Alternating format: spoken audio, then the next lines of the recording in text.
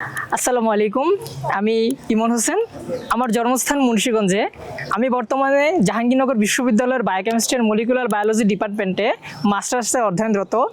আজকে আমি আমার পুরো স্টাডি লাইফের জীবন বৃত্তান্ত বর্ণনা করব তানোলজি পডকাস্টের সাথে। আসসালামু আলাইকুম ভিউয়ার্স, সকলকে স্বাগতম জানাচ্ছি আমাদের তানোলজি পডকাস্টের প্রথম এপিসোডে। তো আলহামদুলিল্লাহ আমরা এই পডকাস্টটিতে প্রথম গেস্ট হিসেবে পেয়ে গেছি জাহাঙ্গীরনগর ইউনিভার্সিটির বায়োকেমিস্ট্রি ডিপার্টমেন্টের একজন ভাইকে। তো ভাইয়ের সাথে আমরা পরিচিত হব। তার আগে আমরা আসলে প্রথমত জেনে নেই যে আজকের পডকাস্টটা কী সম্পর্কিত। আমরা আসলে life of A biochemistry student at Jahangirnagar university.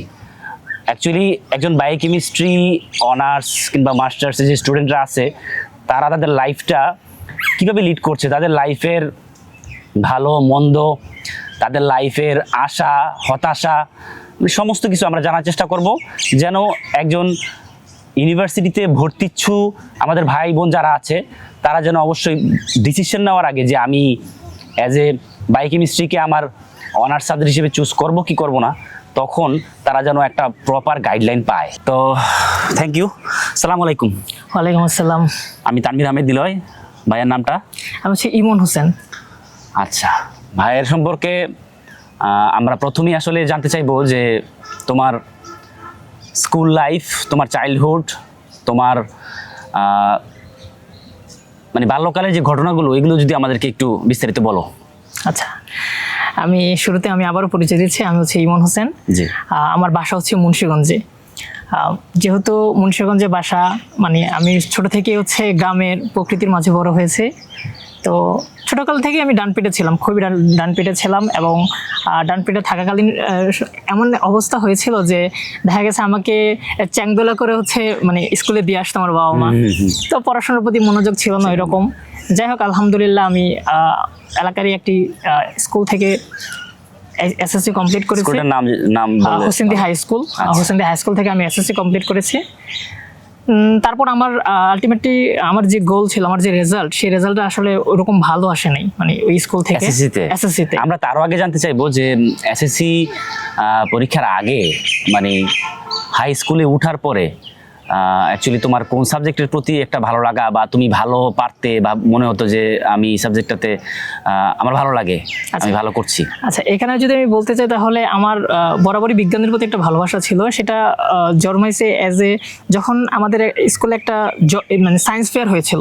তো ওই সায়েন্স ফেয়ার হওয়ার পর আমি মানে বুঝতে পারলাম, যেখানে দেখলাম যে সবাই জলবিদ্যুৎ বানাচ্ছে বা হচ্ছে বিভিন্ন ধরনের অ্যাক্টিভিটিস করতেছে, হ্যাঁ ক্রিয়েটিভ কাজ করছে, তখন আমার একটু মানে আগ্রহ জন্মাইলো যে আসলে যখন আমি ক্লাস 9-এ পড়ি, মানে সরি 8-এ পড়ি, 8-এ যখন আমি দেখলাম আমার বড় ভাই আছে সায়েন্স কমার্স আর্টস নেওয়ার আগে যখন আগের বছর, তো তখন আমি ভাবলাম যে আসলে বিষয়টা মানে খুবই মানে কিউরিয়াস একটা বিষয়, যে আসলে এটা হচ্ছে বিজ্ঞান এইভাবে মানে অগ্রসর হচ্ছে।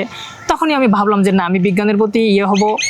তাছাড়া হচ্ছে আমার মানে ডাক্তার হওয়ার ছোটকাল থেকে একটা ইচ্ছা যে আমি ডাক্তার হব, সবার সেবা করব, এরকম একটা বিষয়।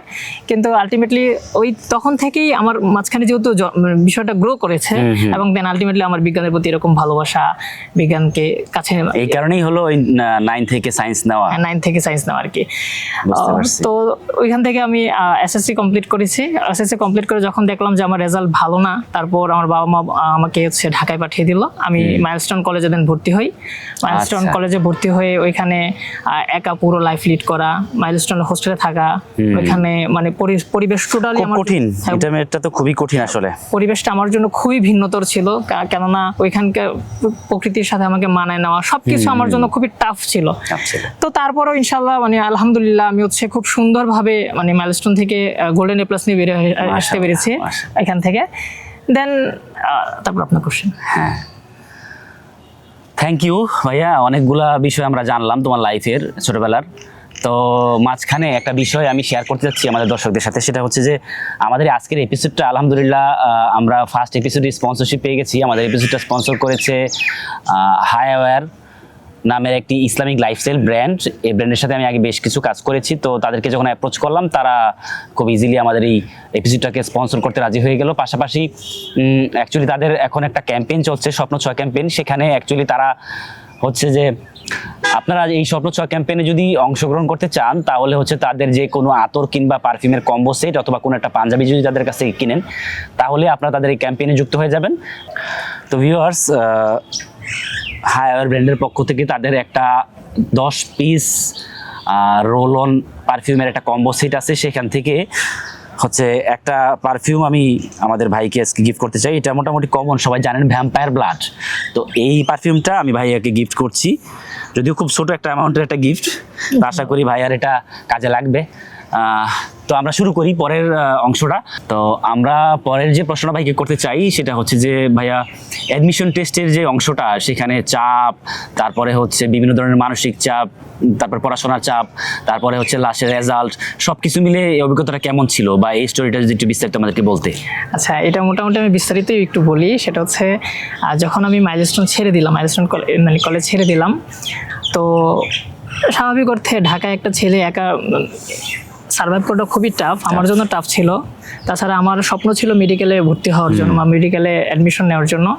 তো আমার এমনিতেই এসএসসি যেহেতু রেজাল্ট খারাপ ছিল, ওই রকম ভালো ছিল না, তো আমার এমনিতেই হচ্ছে ওইখানে মার্ক কাটতো, আমি জানতাম যদিও, তাও আমি হচ্ছে ফার্মগেট ছিলাম, ফার্মগেট থাকতাম, থেকে ওইখান থেকে আমি রেটিনায় বা অন্য অন্য কোচিং সেন্টারে আমি কোচিং করেছি। কোচিং করার পরে আলটিমেটলি আমি স্ট্রাগল করেছি, কিন্তু আল্লাহ তাআলা আমার হয়তো বা চাইনি, এজন্য ফার্স্ট টাইম আমার হয়নি। আচ্ছা, তো আমি এরকমভাবে বাংলাদেশের অনেকগুলো ইউনিভার্সিটিতে পরীক্ষা দিয়েছি। পরীক্ষা দেওয়ার ফলশ্রুতিতে আমার হচ্ছে চট্টগ্রাম ইউনিভার্সিটিতে আলহামদুলিল্লাহ আমি কেমিস্ট্রিতে চান্স পাই। আচ্ছা, এবং ফার্স্ট টাইমে তো ওখানে আমি ভর্তি হইও। আচ্ছা, কিন্তু আসলে ডাক্তার হওয়ার যে স্বপ্ন, যে তাড়না বাসনা ছিল, সেই বাসনাটা আমাকে মানে বারবার তাড়িয়ে বেড়াচ্ছিল, যার ফলশ্রুতিতে আমি ওই চট্টগ্রাম ইউনিভার্সিটি মানে আমি ভর্তি ছিলাম, কিন্তু আমি ওখানে ক্লাস করতে আর যাইনি।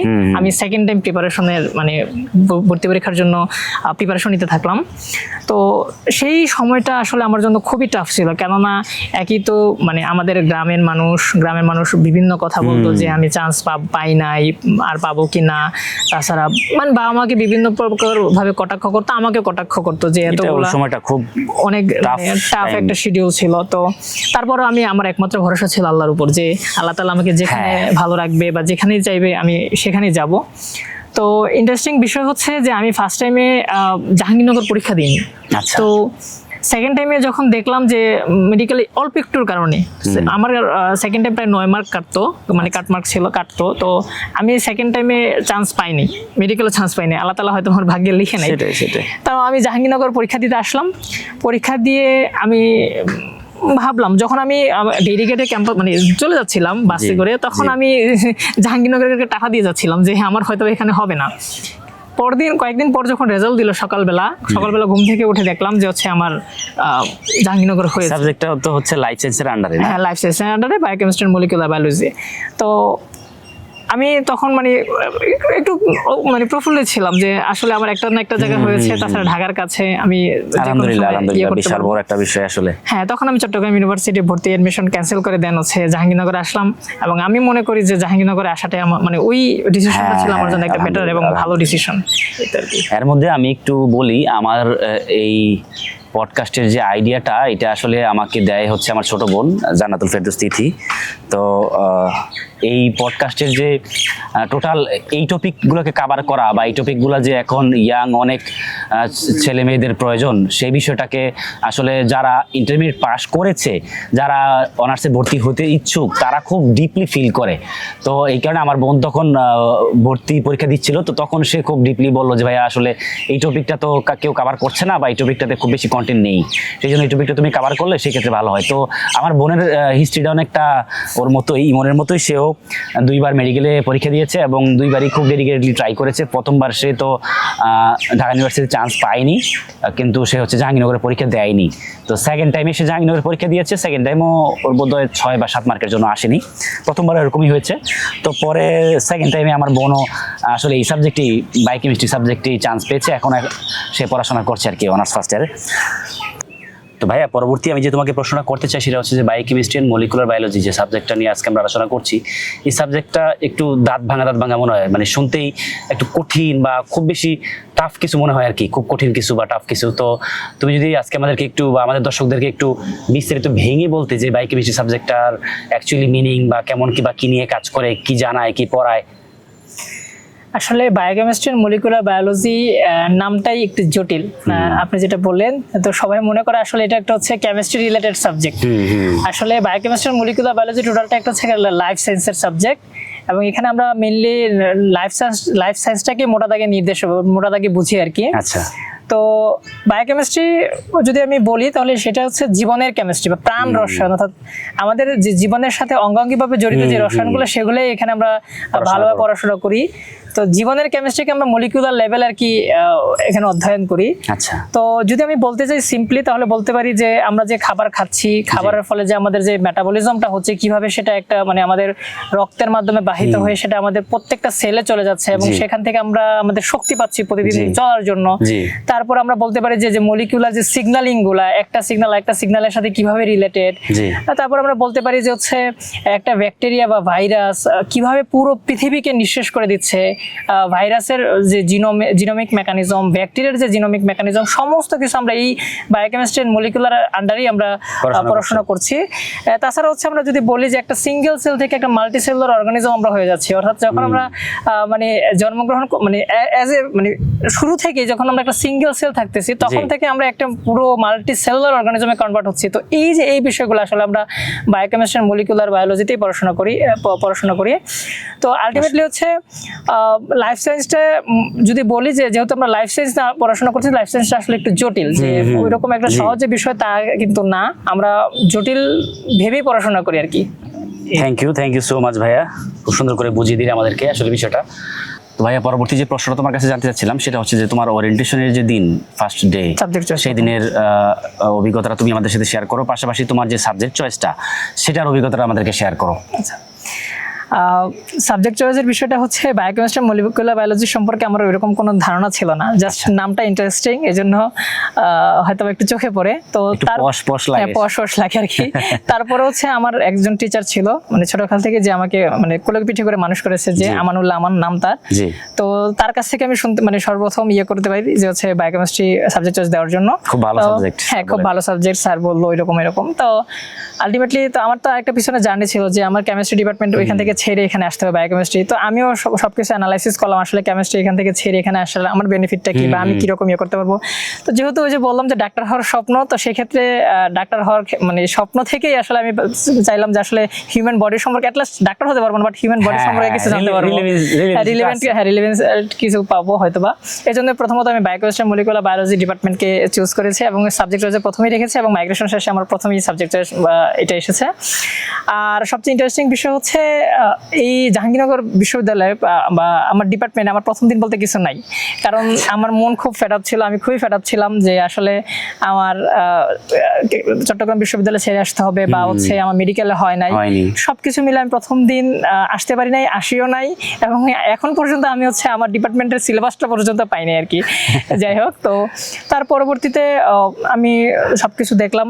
আমাদের টাইমটা ছিল মেইনলি করোনাকালীন টাইম, মানে আমরা প্রথমতই ইয়াতে উঠতে পারিনি, আমি 19-20 সেশনের। তো সেক্ষেত্রে 20-এর প্রথম দিকে হচ্ছে আমাদের করোনাকালীন সময় হয়ে গেল, তো আমরা আলটিমেটলি উঠতে পারলাম না, হলে উঠতে পারলাম না। আমাদের প্রথম যে ইয়েটা মানে ফার্স্ট যে সেমিস্টার, ফার্স্ট ইয়ারটা আমরা পুরোটা অনলাইনে কাটিয়ে দিয়েছি, আমাদের ক্লাস পরীক্ষা সবকিছু অনলাইনে হয়েছে, যার ফলশ্রুতিতে আসলে এটাকে এই মানে সাবজেক্টটাকে আমার সাথে রিলেভেন্ট করাটা খুব কষ্টকর হয়ে গেছে, আমার পুরোপুরি এনজয় করতে পারিনি। তো যখন করোনাকালীন সময় মোটামুটি শেষ হলো, তখন আমরা হলে ওঠার একটা মানে প্রাক প্রস্তুতি যেটাকে বলে সেটা হইলো। আমি মৌলানা ভাসানী হলের আবাসিক শিক্ষার্থী, তো সেখানে আমি হচ্ছে প্রথমত ওঠার পর যখন দেখলাম যে আমি যেহেতু মাইলস্টোন কলেজ থেকে মানে বিলং করে এসেছি, তো সেখানকার যে পরিবেশটা ছিল মানে খুব টাইট একটা শিডিউল থাকতো, সবকিছু খুব কঠোরভাবে নিয়ন্ত্রণ করা হতো। কিন্তু যখন এই হলে আসলাম তখন আসলে দেখলাম যে পুরোটাই চেঞ্জ, মানে এখানে আপনি চাইলে সবকিছু করতে পারবেন, আপনি পড়াশোনা করতে পারবেন, আদার যে অ্যাক্টিভিটি সেগুলো চাইলে করতে পারবেন, সবই করতে পারবেন। তো তারপরও যখন এসে দেখলাম যে র্যাঙ্কিং এর যে বিষয়টা, তখন র্যাঙ্কিং এর যে বিষয়টা, তখন হচ্ছে আমি পুরোটাই মানে একটু হতাশ হয়ে গেলাম যে পড়াশোনা তো তাহলে এখানে আর হবেই না, বিষয়টা এরকম। তো আলটিমেটলি এক রুমে অনেকজন থাকতে হইতো, রাতে গণরুমের মতো রাতে হচ্ছে থাকাটা, সার্ভাইভ করাটা খুব কষ্ট হইতো। পড়াশোনা তো নাই বললাম, আমাদেরকে বিভিন্ন জায়গায় অ্যাক্সেস। হলে উঠলে কত সালে এটা? আমি হলে উঠেছি 2022 সালে, 22 সালের জানুয়ারির দিকে আমি হলে উঠেছি। তো তারপরে আলটিমেটলি মোটামুটি সবকিছু মিলে নিজেকে সার্ভাইভ করে নিতে হয়েছে বা এনভায়রনমেন্টটাকে ইয়ে করে। এখনকার যে পরিস্থিতি সেটা তো অনেকটাই চেঞ্জ, এখন তো অত মানে টাইট কিংবা র্যাগিং কিংবা ওই ধরনের পরিবেশগুলো অনেকটাই নরমাল হয়ে এসেছে। এখনকার পরিস্থিতি পুরোপুরিটাই চেঞ্জ, এখন সবাই ভালো করে পড়াশোনা করছে, সবাই ভালো করে পড়াশোনার একটা স্কোপ পাচ্ছে, পজিশন পাচ্ছে। ইভেন আমাদের টাইমের রেজাল্ট বা আমাদের ডিপার্টমেন্টে যদি বলি আমাদের টাইমের রেজাল্ট বা এখনকার টাইমের রেজাল্ট যদি বলি, ছেলেরা মেয়েরা সবাই খুব ভালো করছে, এটা আমাদের জন্য খুব ভালো বা ফলপ্রসূ একটা জিনিস হচ্ছে আলহামদুলিল্লাহ। যাই হোক, তো ভাইয়া পরবর্তী যে প্রশ্নটা করতে যাচ্ছি আমি, সেটা হচ্ছে যে তোমার বায়োকেমিস্ট্রি এমনিতে পড়াশোনার ধরনগুলো কেমন, মানে অনেক বেশি থিওরিটিক্যাল নাকি ল্যাবের অংশটাই বেশি? আসলে বায়োকেমিস্ট্রি পুরো পড়াশোনাটাই প্র্যাকটিক্যাল নির্ভর, যে যত বেশি আমরা প্র্যাকটিক্যাল করতে পারবো তত বেশি জানবো আর কি, বিষয়টা এরকম। বাট থিওরি বিষয়টা তো ইম্পর্টেন্ট, কারণ দেখা গেছে যে হচ্ছে যদি আমাদেরকে প্র্যাকটিক্যাল করতে হয় বা ল্যাব বেসড কাজ করতে হয়, সেক্ষেত্রে আমাদের থিওরিটা জেনে আসলে আর কি ল্যাব বেসডে যেতে হয়। সেটাই ল্যাব এক্সপিরিয়েন্সের মধ্যে সবচেয়ে চ্যালেঞ্জিং ল্যাব এক্সপিরিয়েন্স যদি আমাদের সাথে একটু শেয়ার করতা, বা চ্যালেঞ্জিং কোনো এক্সপেরিমেন্ট বা যেটা মনে আছে তোমার, হয়তো অ্যাক্সিডেন্ট হয়েছিল বা এই ধরনের কোনো কিছু যেটা একটু ইউনিক বা অন্যগুলোর মতো না, যেটা ঘটনাটা একটু ব্যতিক্রম। আচ্ছা, আমাদের এখানে মেইনলি মানে আমরা যখন ফার্স্ট ইয়ার ঢুকি বা হচ্ছে প্রথম দিকে যখন ঢুকি, তখন আমাদের জেনারেল যে মানে ল্যাব প্রসিডিউর বা ল্যাবগুলো করতে হয় সেগুলো আমাদেরকে করতে হয় আর কি। আস্তে আস্তে যখন আমরা মানে উচ্চতর ইয়াতে উঠি, ধাপে ধাপে উঠি, তখন আমাদের ল্যাবগুলো কঠিন হয় আর কি। তো সেক্ষেত্রে আমার একটা এখন ল্যাবের কথা মনে আছে, যেটা হচ্ছে আমরা যখন পিসিআর মানে যখন করতে গিয়েছিলাম আসলে, তো দেখা গেছে যে বারবার আমরা স্যাম্পল দিচ্ছি কিন্তু কোনো আসলে তার আউটপুটটা আসতেছে না, বারবার করে মানে ইনপুট দিচ্ছি বাট তার আউটপুটটা আসতেছিল না। তো আলটিমেটলি তাছাড়া হচ্ছে আমাদের ল্যাবেরও কিছু স্বল্পতা রয়েছে, ল্যাবের বিভিন্ন মানে ঘাটনিক সমস্যাগুলো রয়েছে, যার ফলশ্রুতিতে দেখা গেছে যে আমরা ওইরকম ভাবে মানে যদি বলি যে ডেভেলপ যে কান্ট্রিগুলো, যে ডেভেলপ কান্ট্রির সাথে আমাদের এই অপ্রতুলতা দিক গ্যাপ রয়ে গেছে আর কি, যে আমরা ওইভাবে শিখতে পারতেছি না আর কি, জাস্ট এতটুকুই। তারপরে জানতে চাইবো যে তোমার পড়াশোনার চাপ, একাকিত্ব, পারিবারিকভাবে ফাইন্যান্সিয়াল কোনো স্ট্রাগল ছিল কিনা, বা এই পুরা মানে মনস্তাত্ত্বিক যে পার্টটুকু তুমি তোমার অনার্স লাইফে আসলে কেমনভাবে লিড করছো বা করেছো গত অনার্সের লাইফটা, তুমি তো যেহেতু এখন মাস্টার্সে আছো, এটা যদি একটু শেয়ার করতে আমাদের সাথে। আচ্ছা, আমি আগেই বলেছি যে হচ্ছে আমাদের প্রথম যে বছরটা গিয়েছিল সেটা হচ্ছে করোনাকালীন সময়। তো করোনাকালীন সময় এই যে সাবজেক্ট আমার কাছে টোটালি নতুন, সাবজেক্টটাকে ধরতে আমাকে মানে ভালোই ব্যাক পেতে হয়েছে যে আসলে বিষয়টা কিভাবে কি করতে হবে, যেহেতু ইন্টারমিডিয়েট লাইফ থেকে অনার্স লাইফটা টোটালি ভিন্ন, পুরোপুরি একটা অন্যরকম একটা জাম্প। তো দেখা গেছে হচ্ছে এই যে সুইচ করার বিষয়টা, এই সুইচ করাটা ধরতে আমার মানে অনেক স্ট্রাগল করতে হয়েছে। তারপর আলটিমেটলি যখন সেকেন্ড ইয়ার বা থার্ড ইয়ার মোটামুটি বুঝতে পেরেছি ভালোভাবে। আর যদি বলি যে একাকিত্বর যে বিষয়টা, পড়াশোনার চাপের যদি বিষয়টা বলি, হ্যাঁ বায়োকেমিস্ট্রিতে মোটামুটি পড়াশোনার চাপ রয়েছে, আপনাকে এখানে পড়াশোনা করতে হবে, যে স্বাভাবিক করতে, আপনি যদি জানতে চান সেক্ষেত্রে আপনার পড়াশোনার মাধ্যমেই জানতে হবে। তো বায়োকেমিস্ট্রিতে মোটামুটি যেহেতু পুরোটাই আমাদের বডি নির্ভর, বা আমরা আমাদের পুরো বডি সম্পর্কে জানতেছি এখানে, যে আল্লাহ তাআলা আমাদের কিভাবে সৃষ্টি করেছে বা কিভাবে আমাদেরকে পুরোটা নিয়ন্ত্রণ করছে, সবকিছু জানতে পারতেছি। তো এই ক্ষেত্রে আমাকে অবশ্যই পড়াশোনার মাধ্যমে জানতে হবে এবং প্রচুর এখানে পড়তে হবে, এটাই স্বাভাবিক। তো এই ক্ষেত্রে পড়াশোনার চাপটা একটু মোটামুটি ভালোই রয়েছে। ফাইন্যান্সিয়াল কোনো স্ট্রাগল কি ফেস করেছো ওই সময়টার মধ্যে? ফাইন্যান্সিয়াল এজ এ হচ্ছে যদি আমি বলবো, আমরা মিডল ক্লাস ফ্যামিলি হিসেবে অবশ্যই ফাইন্যান্সিয়াল একটা মানে চাপ তো থাকবেই। তো সেটাকে রিকভার করার জন্য বা কভার আপ করার জন্য আমাকে টিউশন করতে হয়েছে, যেটা এখনো আমি মানে করতেছি, যে টিউশনের মাধ্যমে আমাকে এখানে টিকে থাকতে হচ্ছে। তো এটাই আর কি, যে টিউশনটা এখানে আমরা আলহামদুলিল্লাহ পার হয়ে গেছে আর কি, সময়টা ভালোভাবে পার হয়েছে। আলহামদুলিল্লাহ, আল্লাহ তাআলা যথেষ্ট পরিমাণ ভালোভাবে নিয়েছেন ইনশাআল্লাহ।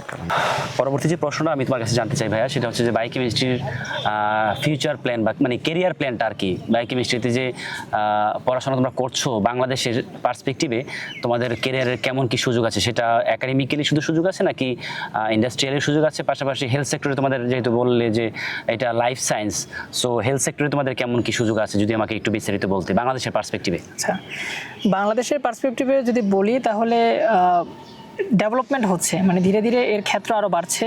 সবাই যেহেতু এখন এই সাবজেক্টটাকে একটু ভ্যালু দিতে শিখেছে, তো এই সাবজেক্টের প্রতি বেড়েছে। একাডেমিকের পাশাপাশি আমরা বিভিন্ন জায়গায় হচ্ছে আমাদের যে ফার্মাসিউটিক্যাল ইন্ডাস্ট্রি রয়েছে, তাছাড়া হচ্ছে আমাদের ডায়াগনস্টিক সেন্টার, বিভিন্ন প্রকার ল্যাব, তারপরে হচ্ছে সরকারি বিভিন্ন মানে ক্ষেত্রে কাজ করার সুযোগ সুবিধা রয়েছে। তাছাড়া হচ্ছে ফুড এবং বেভারেজ যে ইন্ডাস্ট্রিগুলো, সেখানে আমাদের অনেক বায়োকেমিস্ট কাজ করছে, মানে বর্তমানে কাজ করছে।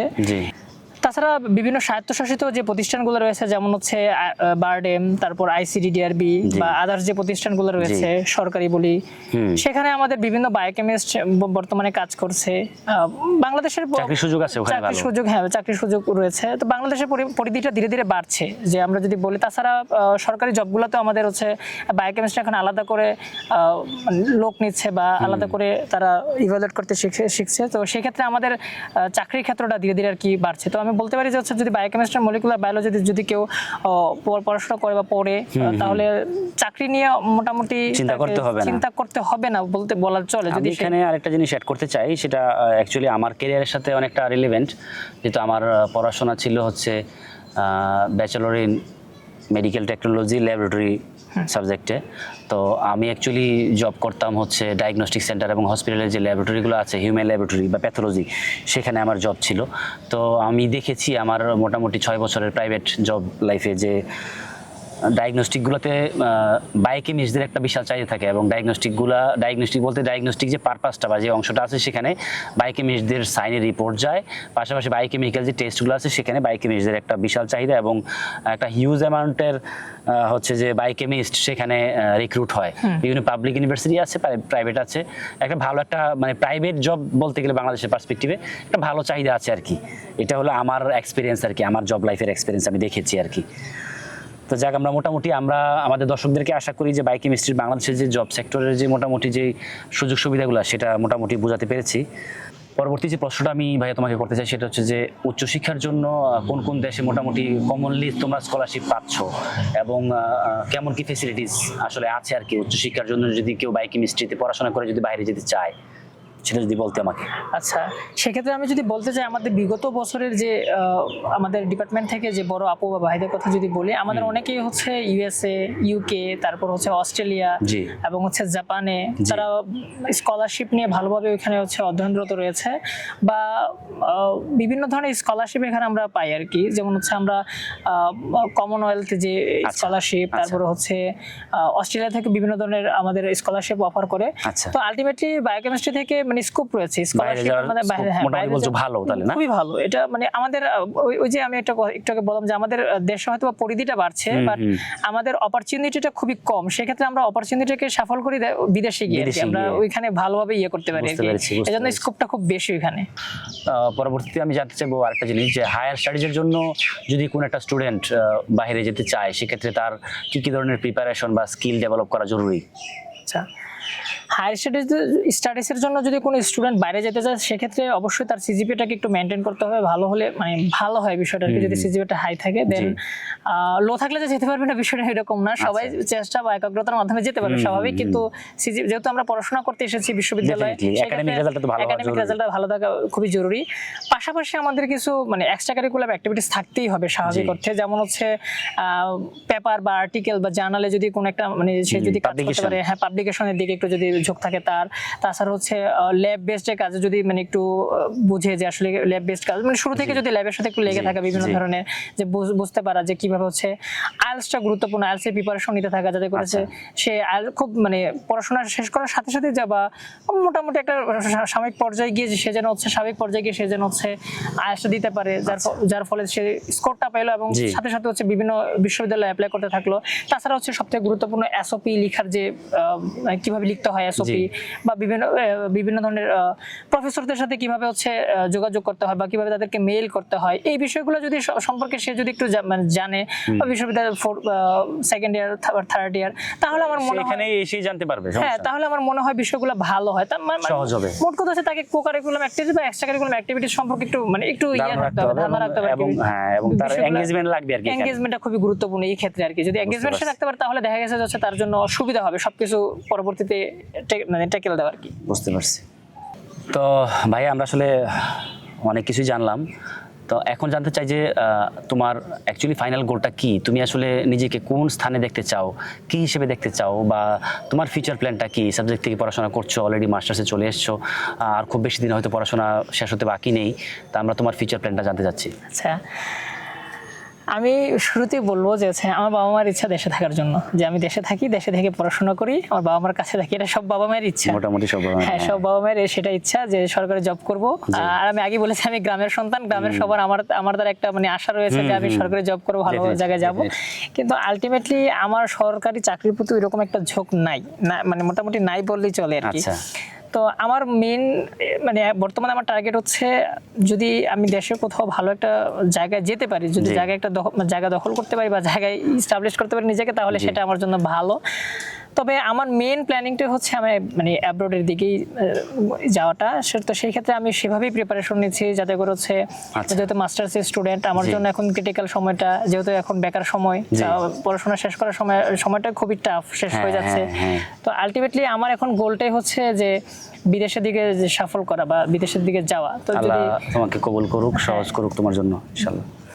তো ভাইয়া, পরবর্তী যে প্রশ্নটা তোমাকে আমি করতে চাই সেটা হচ্ছে যে যারা এই মুহূর্তে এইচএসসি পাশ করেছে এবং পাশাপাশি অনার্সে ভর্তি হতে ইচ্ছুক, বায়োকেমিস্ট্রিতে পড়তে ইচ্ছুক, তাদের জন্য তোমার যদি সাজেশনটা তুমি বলতে।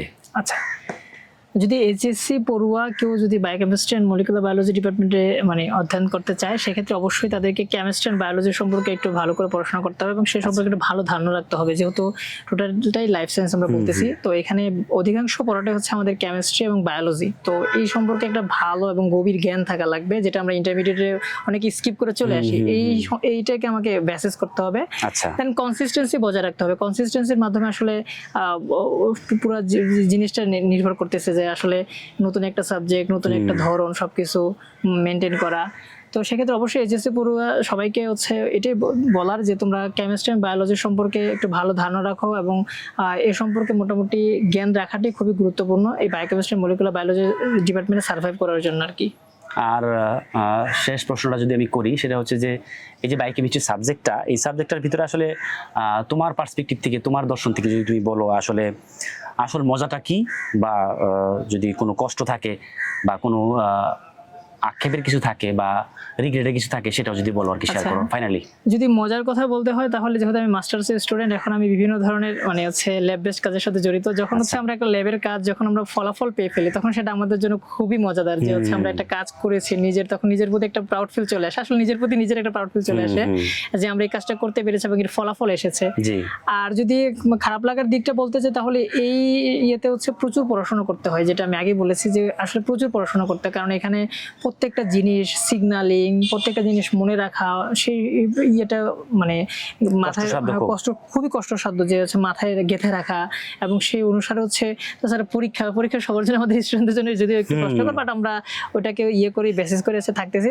তো আলটিমেটলি এই দিকটা খারাপ লাগে, যেখানে প্রচুর মুখস্থ করতে হয়, মুখস্থ বলতে প্রচুর পড়তে হয়, প্রচুর জানতে হয় এবং সে সম্পর্কে গভীর মানে ধারণা থাকা লাগে আর কি, এই আর কি।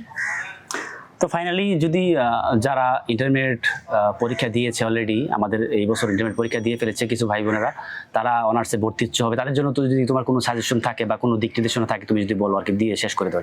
আচ্ছা, সবাইকে প্রথমত এটা কথা বলবো যে হচ্ছে তোমরা অ্যাডমিশন টেস্ট যেহেতু সামনে, অ্যাডমিশন টেস্টের ক্ষেত্রে মানে হতাশা হওয়া যাবে না। যদি কোনো দেখা গেছে আমার এটা ইয়ে ছিল, ড্রিম ছিল, আমার এটা হয় নাই, এই মানে দেখা গেছে আল্লাহ তাআলা তোমাকে অন্যটা দিয়ে দেবে, কিন্তু হতাশা হওয়া যাবে না যে লাইনে আমি যেতে চাইছি সেটা হবে না কেন, আমি অন্যটাতে মানে যাব না, এরকম বিষয়টা আসলে হওয়া উচিত না। কারণ প্রত্যেকটা জিনিসে একটা সিকোয়েন্স রয়েছে, এখানে একটা সিকোয়েন্স রয়েছে। তো সেক্ষেত্রে আমাদেরকে সেটাই মেনে নিতে হবে যেটা আমাদের উপর আসে।